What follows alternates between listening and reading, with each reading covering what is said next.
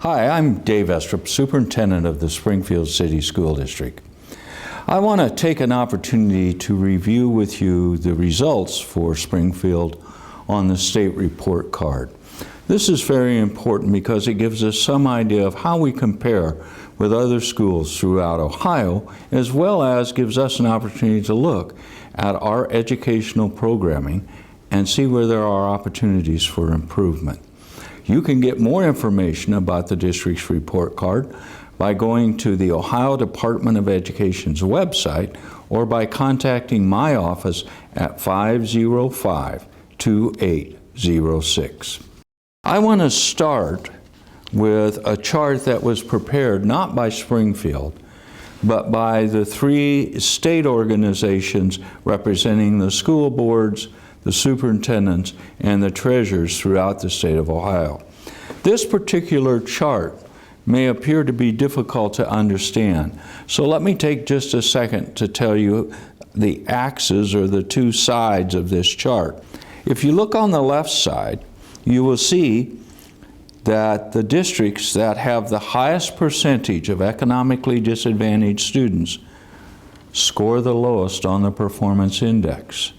And on the far right-hand side, you can see the districts with very few economically disadvantaged families who score the highest, and almost a perfect straight line between those 2 points. What does that tell us? It tells us there is an absolute link between poverty, economically disadvantaged families, and performance on the state test. That's very important to remember.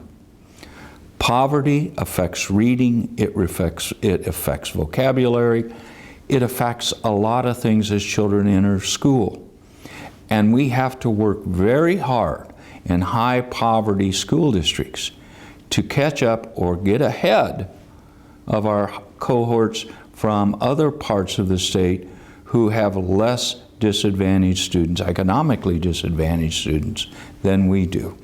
Let's take a look at the next chart. These are the results for Springfield, and I have grouped them into two groups.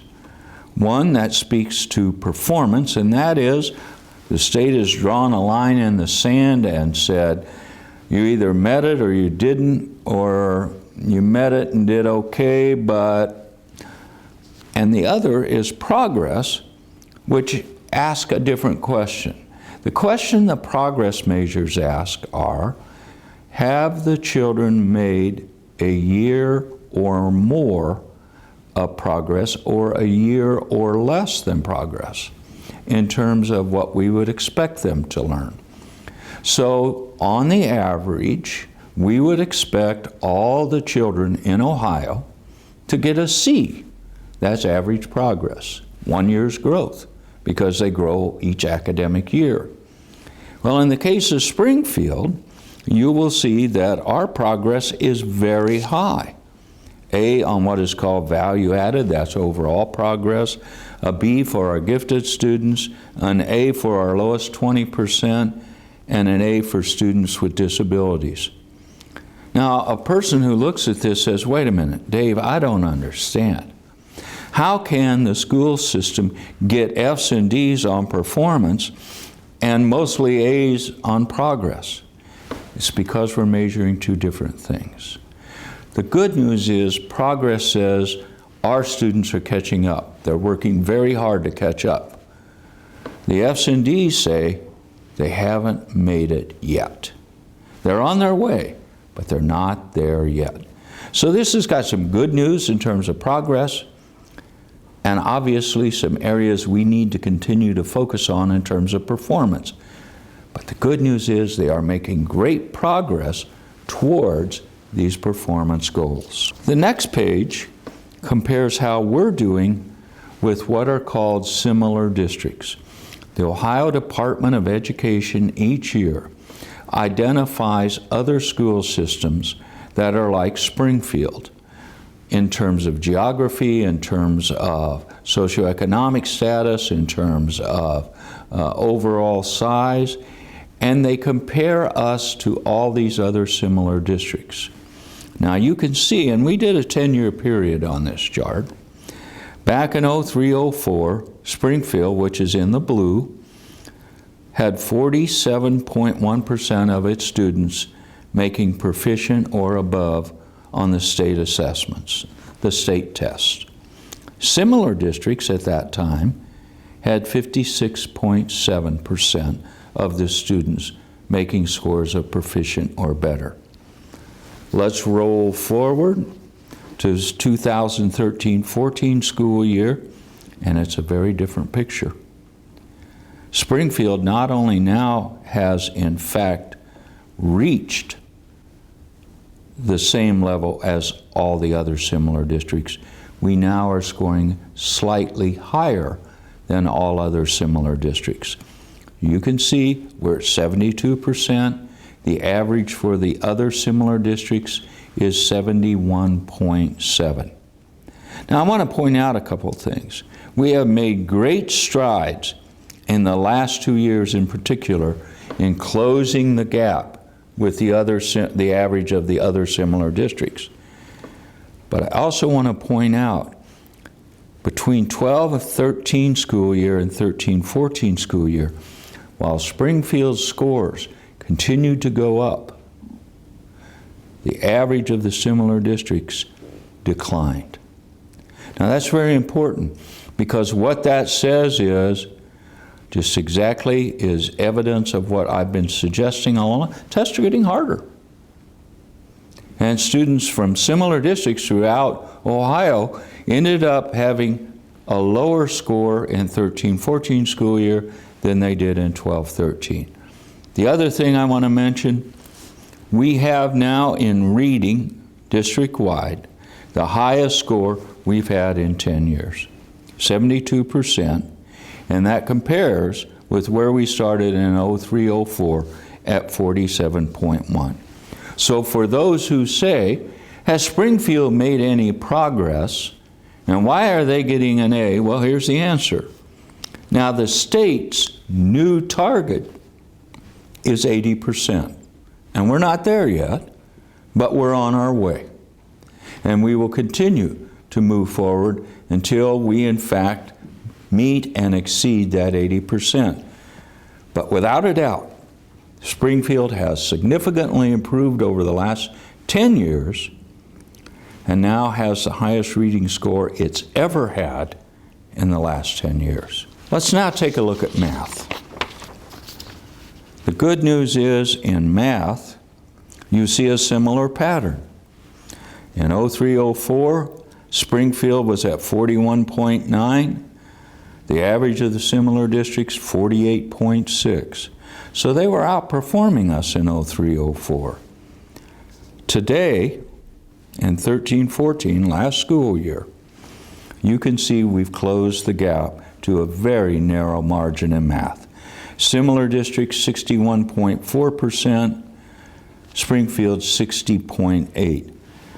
The other thing I want to point out is, once again, the similar district average dropped from 63.5 to 61.4, while Springfield increased from 59.5 to 60.8. We went up when everyone else went down. And again, as was the case with reading, the 60.8 score is the highest score Springfield has had in 10 years. So again, we're making great progress. Again, the state performance standard is 80, so we're not there, but we're making progress. The next chart illustrates percentage of students who are economically disadvantaged, and it plots the number for similar districts on the average and the number for Springfield. Now, there was one year in 06-07, and that's why there's a gap in this chart, where the number for Springfield was not correct. But you can see the line is generally up. And I came to the district as superintendent in 2009-10. And as you can see, back then we were at 72.7% of our students being classified, their families and the students, classified economically disadvantaged. That is, they're eligible for free or reduced price lunches.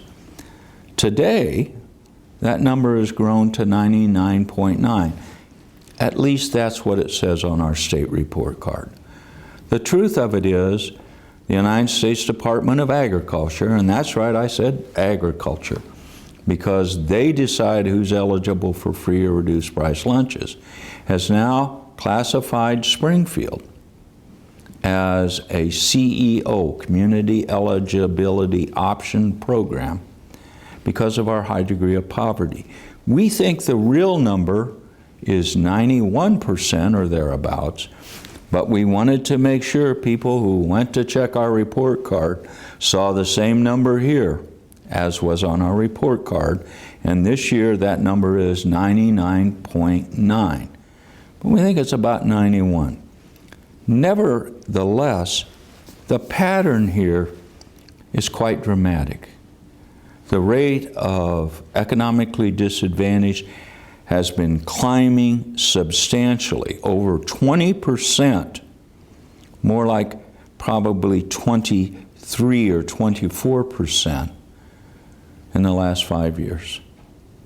That's incredible growth in poverty. Think back to the very first chart I showed you, this chart. You know that statewide there is a clear relationship between how students perform and what percentage of those students are economically disadvantaged. The higher the economically disadvantaged number, the lower the academic performance in both math and reading. In Springfield, in spite of our poverty, our scores, as we just reviewed, have been going up. That's right. One would look at our rising rate of poverty and expect or suspect, given this increasing degree of poverty in our community, that academic achievement would be declining, or at best, maybe staying the same. But that is not the case. The case in Springfield is, in spite of our increase in economically disadvantaged students, our scores continue to climb. That's very much swimming against the current. That's very much busting the odds in terms of what people would expect from an urban district with high poverty. We are getting it done. Let's take a look at some of those other similar districts. These are the districts that the Ohio Department of Education compares us to. The Ohio Department of Education says, these are your closest neighbors statistically, not geographically, but statistically, these are the other school districts that look like Springfield. So if you want a fair comparison, look at similar districts. Springfield on the performance index, and you saw this earlier, got a D. On value added, we got an A. And there again you see the 99.9. Now, I gotta tell you, on the performance index, we missed a C by 0.3%. That's right, 0.3. Now, I'm going to find those 3 or 4 students throughout Springfield that probably make up that 0.3%. They score a little bit higher, and we get a C. So we're very, very close to that C. Barberton City got the C, and they got the A. Look at Canton, however. A D on performance index, but also an F on value added. Now, what does that mean for Canton? What that means is they're not only behind in performance, but they're not catching up. The value added measure says, again, are the children making a year's worth of progress? And to what degree? Well, with an F for Canton City, what that tells us is those children are getting farther behind. So they're behind, and unfortunately for Canton City, they're getting further behind. The same is true of East Cleveland. Euclid City, they're about in the same ballpark with us. Lima, D, F on value added. That means the children are falling farther behind. Lorain City, same as us. Mansfield, C on performance index, perform a little better than we, but on progress, an F. So they won't remain at that C for very long. Marion City, same situation. That average performance, but in terms of progress the children are making, they're falling farther and farther behind. Middletown, a C and an A. Newark, B and an A.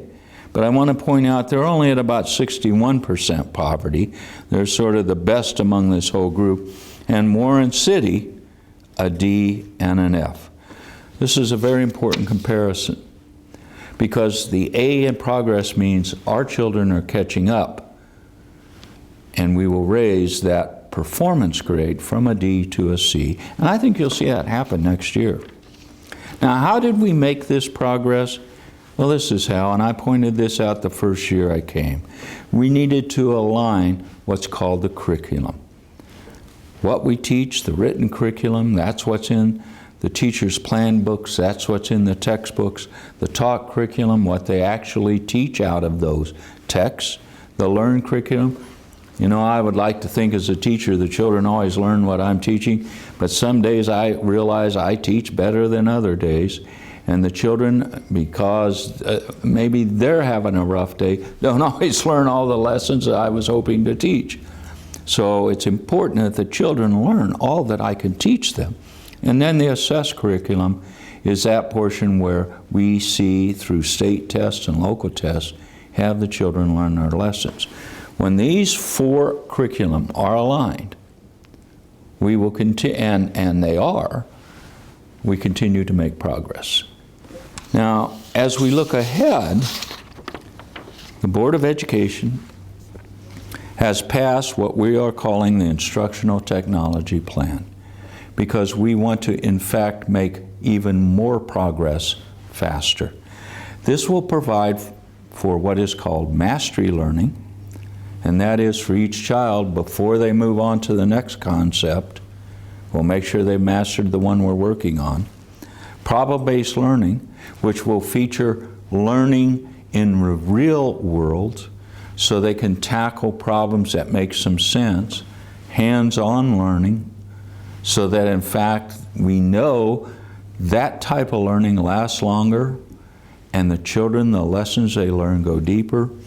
And we will be using, over the next 4 years, equipping our students throughout the city of Springfield with one computer or one computing device, like an iPad or a compact computer, for each and every child. We want them to learn with the technology tools they will be using when they enter the workforce or when they enter a college or university.